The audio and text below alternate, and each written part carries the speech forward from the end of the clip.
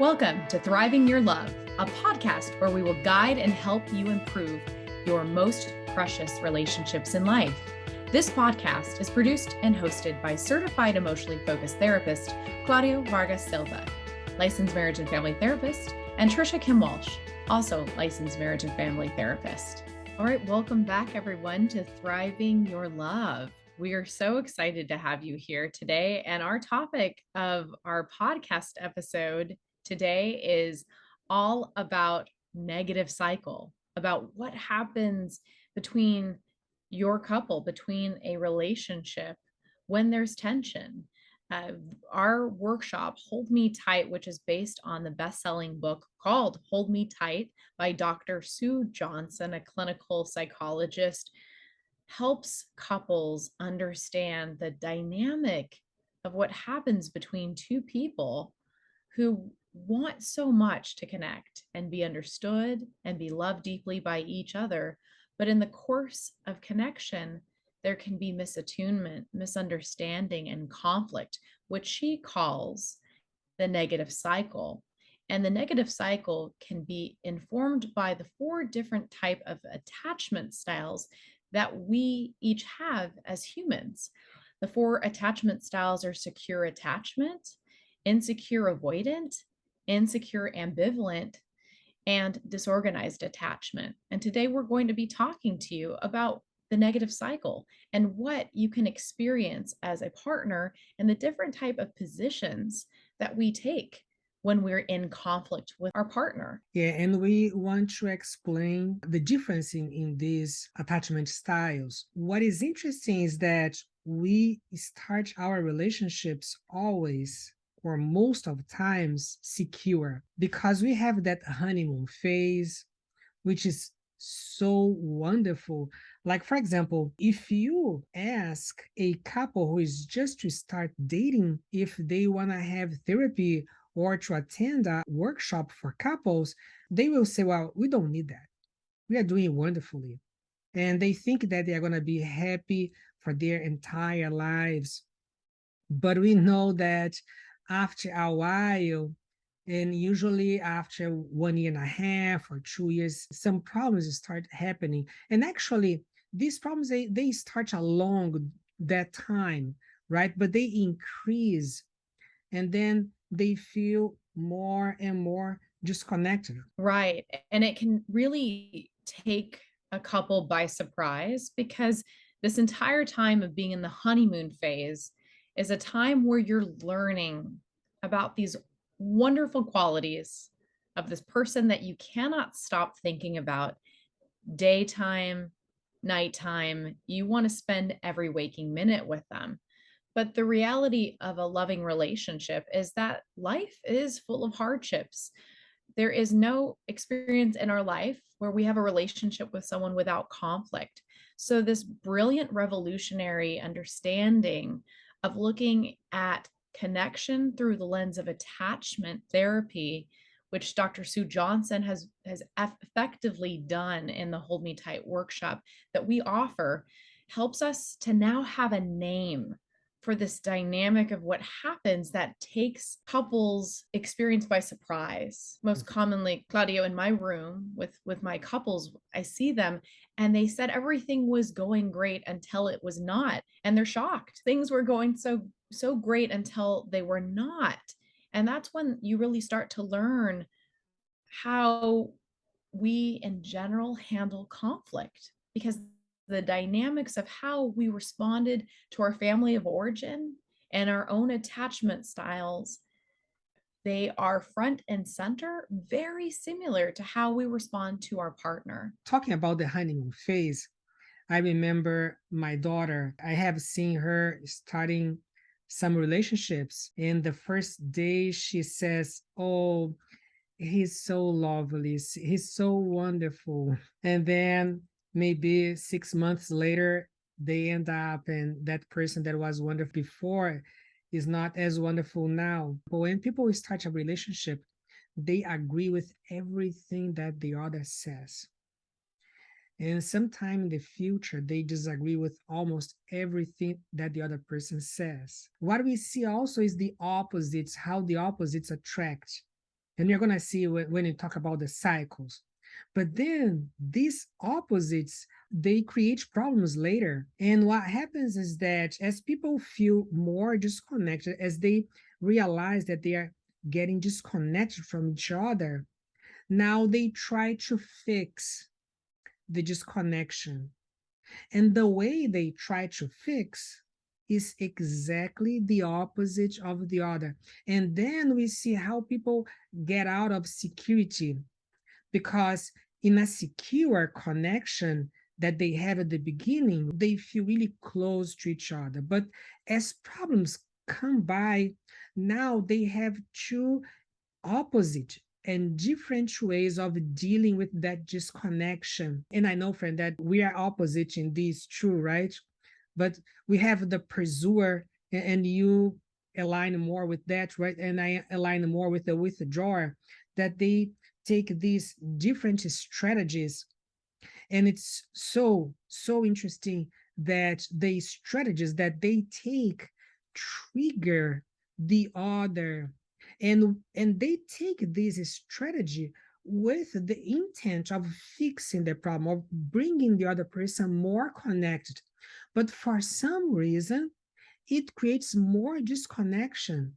And it's so hard because as they become more disconnected and they are upset and frustrated with the disconnection, they do more of the strategy that doesn't work. So if you, friend, if you want to talk a little bit about your strategy. Absolutely. I am a pursuer, as Sue Johnson terms this. And it's so effective, Claudio, to be able to understand what is happening inside of you that feels that biologically, physically, emotionally, you cannot control it. I can acknowledge, Claudio, I similarly can relate to your daughter, and that honeymoon phase, everything is wonderful. There's something magical about that person, and then that person disagrees with you, or that you have some type of conflict, and the immediate reaction is rejection. That there's this feeling as a pursuer that I feel as though I've not been understood. And it's important to understand our attachment styles, which we around not being seen and not being understood. And be thinking about your experiences as you're listening, viewers, what that is like for you when you've not been heard and you've not been seen in your life, whether you were small or whether you're in a relationship right now. For me, when that happens in my relationship, I move toward the conflict. I want to figure it out. I want to problem solve it. I want to get in your head and understand what happened between us. And I do not want to pause. I need to figure it out now. So on the outside, what you would see is my hands raised, frustrated, critical, complaining, big emotions, frustrated. And on the outside, I can look scary. Although what's really happening inside is, oh no, you don't understand me. You don't care about me. I'm desperate to get back to closeness. I want to pull you toward me, but I'm pushing my partner away because I'm coming out angry. And I don't even realize it, Claudio. I don't realize that as a pursuer, I'm coming across as hostile. The tension that's happening inside of me is really sadness and fear of, I'm not getting my needs met. I'm feeling fearful of being alone. But as the pursuer, when we see conflict, we move toward the conflict. And in doing so, it can come across aggressive. Wow, so well explained. So well explained, Trisha. And I am remembering like even clients of mine that they have this type of attachment since their childhood. And on many occasions, they are rejected already by their family that tells them that they are too much, that they make a drama, they are a drama queen. So then they feel rejected and say, oh, you are too emotional. I remember, for example, a client talking about his wife and saying that she's kind of too emotional, that she gets really angry. And then she was kind of feeling rejected, like he was saying that there was something wrong with her because she felt like that since her childhood. Well, there is a problem with me, that I'm so emotional, that I really, I cannot keep things inside. It's impossible. So he can control himself so well. He is so centered. It seems like he doesn't care. And I am the one who is desperate, wanting to be close and connected to him. And it seems like he doesn't need me. So I tried to explain to them that it's absolutely natural. As you said, for the pursuer cannot keep things inside. It's impossible. But it's not a problem. It's just nature, how you are designed biologically. So people are not this way because they want to be this way. So the pursuer is not trying to be hostile, as you said. It's not purposefully. But what you are doing, actually, what pursuers do, and it's very important, they are fighting for the relationship because their partner is very important to them. They don't want to let things go without them doing anything. They want to fight for the relationship and bring the other person close. But for some reason, it drives the other person further apart, unfortunately. Right, Gladio. The image that comes to mind is fire and ice. And actually, a couple I worked with used to call their cycle fire and ice as a symbolism of what would happen in the dynamic of the fire, that a pursuer has a need to have love in their life, connection, that there's a fear, if I lose this love, if I lose this connection, I'm going to be all alone. And I can't let that happen because often, for me as a pursuer, Claudio, and thank you for naming my experience, it's so true. As a child growing up in my household, it was common for me to feel as though I was too much or too big. I was a very expressive child with emotions. And growing up in an Asian household, culturally, emotions were scary. And I was told by my father to be careful with my emotions, to not be too big. And sometimes there would be some shame about expressing emotions, that I felt this insecure, anxious, and also ambivalent decision. How can I show what's happening inside of me when I'm being told at this age it is not okay culturally to do this in the world? Do not do this.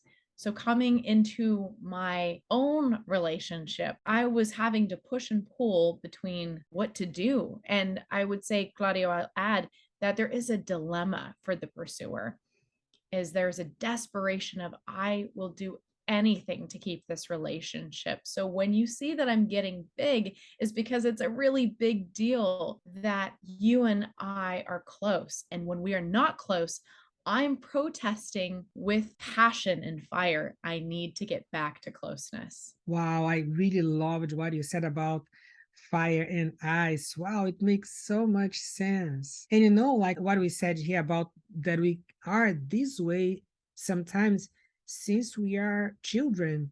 And it happened to me too. Like my mom said that it didn't seem like I had emotions or that I was feeling something. And it was hard for me to kind of understand and notice that, because what happens to withdrawers like me is that we feel so much emotion inside and we think that this is noticeable outside. But the thing is that we have such a way of not showing the emotion. It comes so naturally for us. And what happens for me is like when I feel safe at the beginning of the relationship, I can talk a lot. I can talk about my emotions and how I feel. It's very easy for me. But when problems start happening, then I become more careful.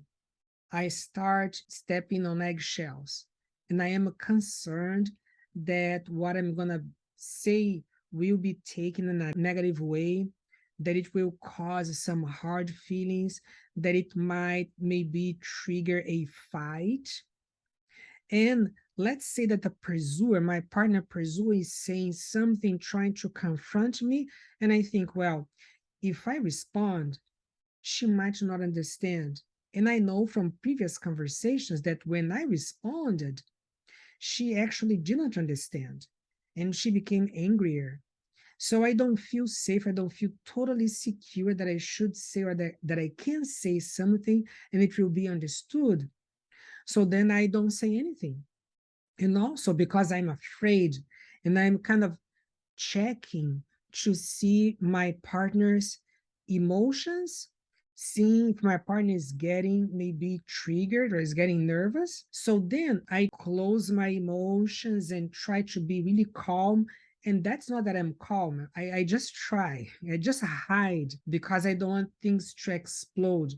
But when my partner sees that calmness, and I had kind of a partner saying, well, it doesn't seem like you feel anything. It seems like you are actually analyzing me, like you are, since you are a therapist, you are kind of looking at me and trying to figure me out and noticing all my lack of composure. And then what happens is that my partner feels in some way really rejected, like I'm not present, like I'm not really understanding, like I'm far and far away and not connected emotionally. So it triggers my partner, but inside of me, I am very, very emotional. And the more anger I see outside, the more I tighten up inside of me, so to get things under control.